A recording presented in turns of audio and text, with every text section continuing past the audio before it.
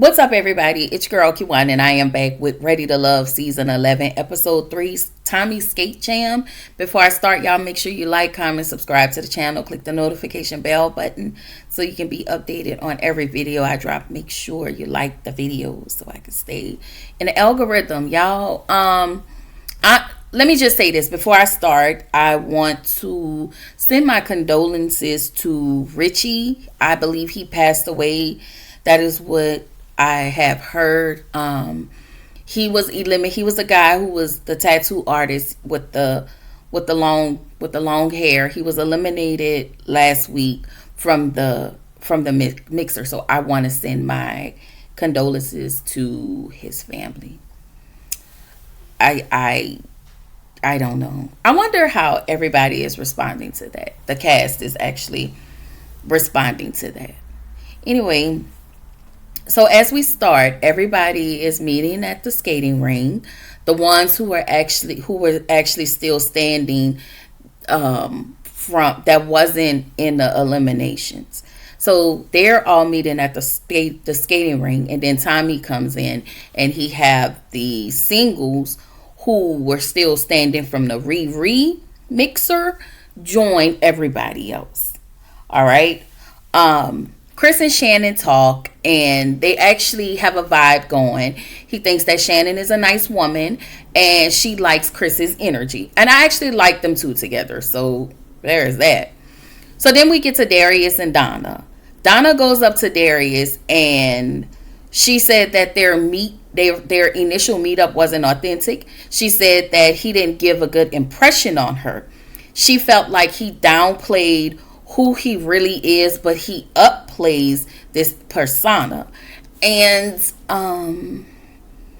can I say, I think Donna was right on her assessment. I was thinking the same thing, but of course, we keep our comments to ourselves. So he tells her, well, I've met with all of the ladies, and the ladies don't seem to feel that way. And she was like, yeah, a lot of the ladies absolutely do. They just haven't shared that with you. So I was like, oh, okay. So we see that the men will eliminate tonight. All right. So Darius and Ashley have a conversation. He tells Ashley that he wants to suck her feet. We find out that he said that initially, but Darius has 4 kids. He tells her, he also tells Ashley that she's the most passionate person there. And then they talk about having kids. Ashley says she wants 2, maybe 3 children. And I was like, ooh, that's a lot. So then we get to the individual dates. This is all that happened at the skating event. So the women has to take the time to get to know the men, because the men are in a position to eliminate the women tonight. So Chris, Vince, Emily, and Nicole. Nicole is the one who liked Ed. Emily is the one with the... And Vince is the one that Emily don't really fool with like that. Chris is the guy that was... Was Chris the one that was redeemed? I think Chris was the one that was redeemed. Anyway, they all meet up. So Emily says in her confessional that she didn't want to be bothered with Vince because she don't really see it for him. They just don't connect. They just don't connect. And that's just what it is. All right. So we see Chris I seen the vines on Chris' neck, but we find out that his tattoo is extended all the way down to his hand, so he has fruits and vegetables. He actually has a garden tattoo on him. We didn't get to see the whole thing, but I would have been cool. Just to be nosy, I just wanted to see his tattoo. Emily is a lot standoffish towards Vincent. She's very dry. I just feel like this isn't it for Emily. Like, your attitude, your demeanor, So Emily is a bit standoffish towards Vincent. He's asking her about her job. What does she like about her job? And she thinks that Vincent is doing too much. She thinks that he's interrogating her. And I'm just like, if it was a man you were interested in, you wouldn't feel that he's interrogating you. You will actually enjoy that. You just don't really see it for Vincent. And you've said that. And that is okay. But your disposition is nasty. Your disposition has always been nasty. You remind me of this lady I know. Okay, I'm not going to tell y'all where I know her from. But this lady I know who has the stankest attitude about life. And your attitude is stank, ma'am. Okay, I get that you don't like him. And you could have just been like, listen, I don't really see it for you. So we could just, but you can't do that because the men are eliminated. I don't know. But it was just, I don't know if he said something offensive. I don't never want to leave things out. So maybe, I don't know if he offended her at this particular meetup or what. But the way you came off, it came off rather stink. That's all. So Chris is actually feeling Nicole. Vincent isn't really feeling Emily, and that's okay because those two don't jam. You just can't put two people together that just don't vibe like that. So then we see Ed and Donna. Ed and Donna meet up at for lunch or whatever. And he asked her, hey, what do you see yourself in 5 years? And so she was like, oh, okay, with the Steve Harvey questions. I was like, girl, okay, like, just answer the question. Like, what do you see in 5 years? It's almost like with the women, the guys, if the guys don't give y'all enough, they're not asking the right questions. But he's actually asking questions. I think that Donna, as she said last week, she does a lot of overthinking. And I think that you're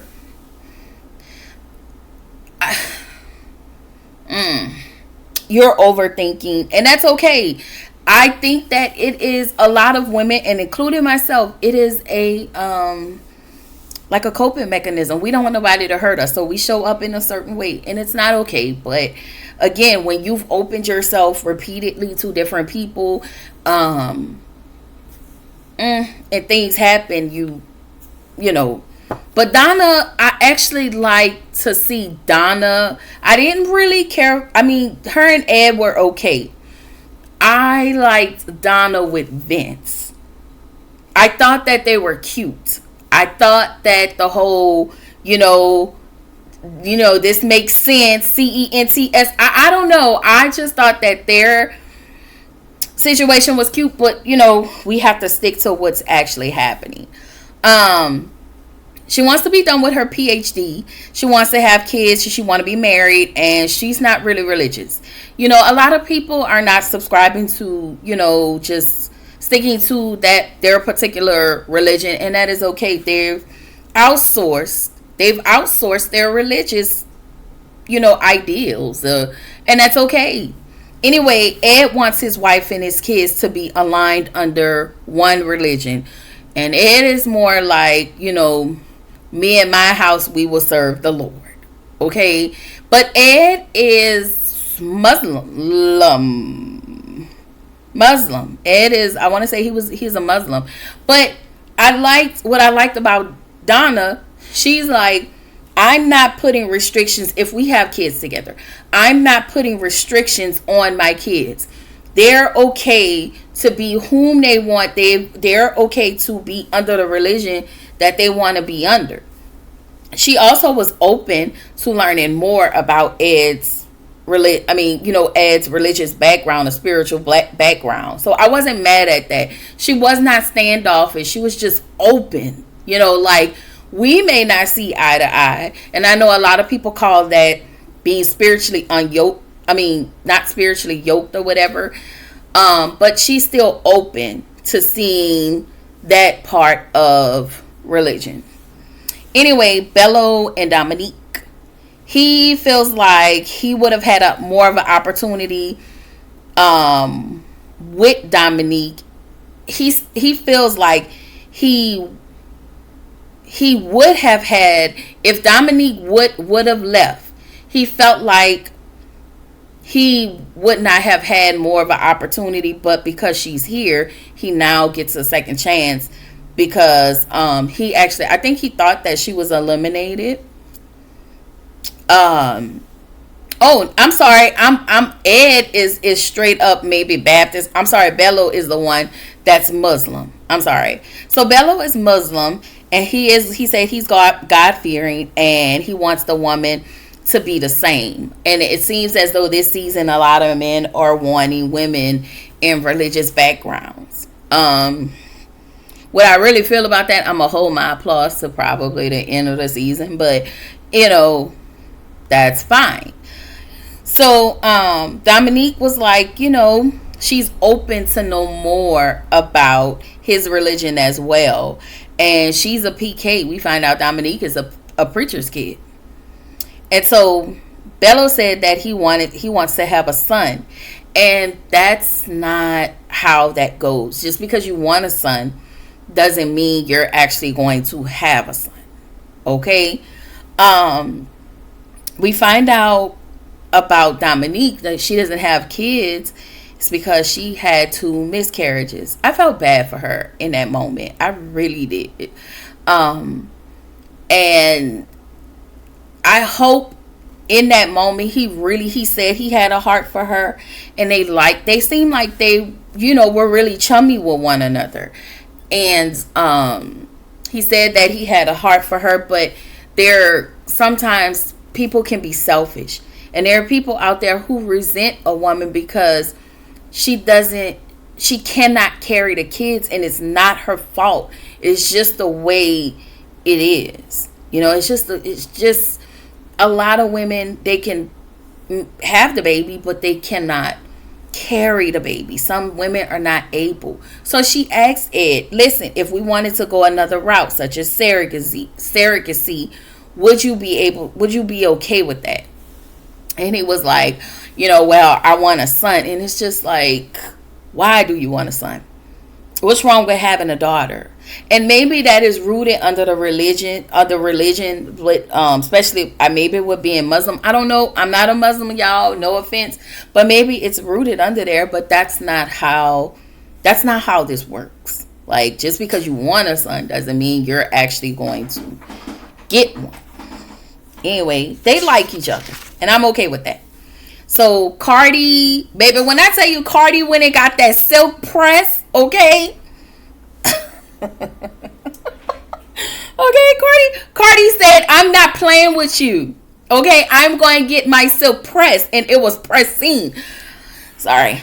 Him, Devon, Xavier, Shannon, Ashley, and Ashanti, they all meet up for their group date. Devon, that's the one. So Devon and Shannon, I thought that they were so cute together. I liked those two. Okay. So they both talk about Harry Potter. They both are really quirky, and they're like a cute nerdy type. Like, they get each other. It's almost like they get each other, and I don't think a lot of people get Shannon. But hey, I thought that those two were really, really cute. I like Devon. I just hope that we don't get to the middle of the season and then he just somebody totally different. Okay? But I thought that him and Shannon was really, really cute. Then we see Xavier and Ashanti. We didn't get much from them. But we get a chuckle or two from them. I wish they could have honed in more on those two, but they did not. We really didn't get much. Ashley says that Cardi's conversations has substance, and she's feeling him. I don't want Ashley to feel like she has to switch up based on the man, because when she had the conversation, was it when they were at the skating ring, and she had the conversation with Darius, because Darius was like, listen, I want to suck your toes and all of that. I'm wondering if in comparison to, if she compared Cardi and Darius's conversations, or it feels like Cardi is more. Cardi is a relief versus Darius. Darius is more like I'm putting on and in this and that, and I don't know. I'm still filtering out Miss Ashley. I'm still filtering out Miss Ashley, so I'm gonna keep I don't have anything to say. I'm just still filtering her out. All right. So we get to the men's lounge, right? So the guys are vibing with Ashley, Shannon, Nicole, Dominique, and Lauren. The guys are not vibing with Emily, nor are they vibing with Donna. And Ed didn't vibe with Donna, and I get that. But the reason why, what's his name? It's so many names, y'all. Darius didn't vibe with Donna because of the conversation, the way Donna came at him. So he felt the way. I just don't like how y'all use certain situations to eliminate. And a lot of the men have been doing that on these seasons. A woman will say something to you that's constructive, and you may not feel it's constructive, and that's fine. But you take those conversations and you use that to have them eliminated. And I don't like that. I don't like it. Like, it's just, I don't know. To me, I just don't like what that feels like. It feels like get back, if you ask me. So now, since some of the men are feeling Nicole, all of a sudden, Ed, he was like, okay, I want to get to know Nicole more. But you didn't want to give this lady a time to date after even her expressing, I don't know if she expressed it to him, but she did say, I've always liked him. I had the biggest crush on him. So I'm sure Nicole expressed that, but your body language is everything. So the conversation you had with her, it was just, I'm going to be friendly, and everything about it you gave, she not my type, and I'm not into her. It's odd that you now want to see what's up with her now that another man is checking her out and appreciating her, and I don't like that. Anyway, the men think that Emily leads with her sexuality. I didn't get that from Emily. Y'all saw her titties, and it just seems as though everything she wears is a bit, it don't cover up the girls. But again, I never saw her conversations lead in sex. I did not hear her conversations leading in sex. Somebody else, Vince. This is why she doesn't like you, Vince. You said that she leads also in sexuality and also in her makeup. What does that mean? What does that mean? That is crass. What does that mean? I don't know, y'all. Help me, because I remember Emily having a little stank attitude. I will say that. But I didn't see this lady lead in sex. I think y'all saw her titties and just assumed that this lady just was sexual. No, she got big breasts. This is how this lady, she's voluptuous. I think that's what they are. Voluptuous. Okay. But honestly, Vince, this is why that lady doesn't see it for you. And again, y'all eliminating these women based on y'all emotions and y'all feelings based on what these ladies are saying to you. And that is how y'all eliminating these women. And I, for one, don't like it. Don't piss me off. Anyway, Steven met up with Donna. Chris met up, and Chris meets up with Emily, right? So he tells Emily about, her conversations being guarded and that she led with sexuality. And Emily felt like the men were lame, and she did have an attitude. She just felt like her disposition was, how dare you say that to me, and how dare they look at me this way. I'm Emily. Okay? I'm Emily. That's how she came off. Like, I don't know. I'm not mad at it, but at the same time, I wish Emily would have kind of set in a criticism or the constructive criticism about herself, because it gives, this is how she is all the time. Emily seems very rigid until until her walls come down. Those are usually the nicest people in the world. But she seemed rigid, and I just didn't like how they made her seem like she was over sexual. And I'm sorry, I didn't get that from that lady. Attitude, yes, but sexuality, no.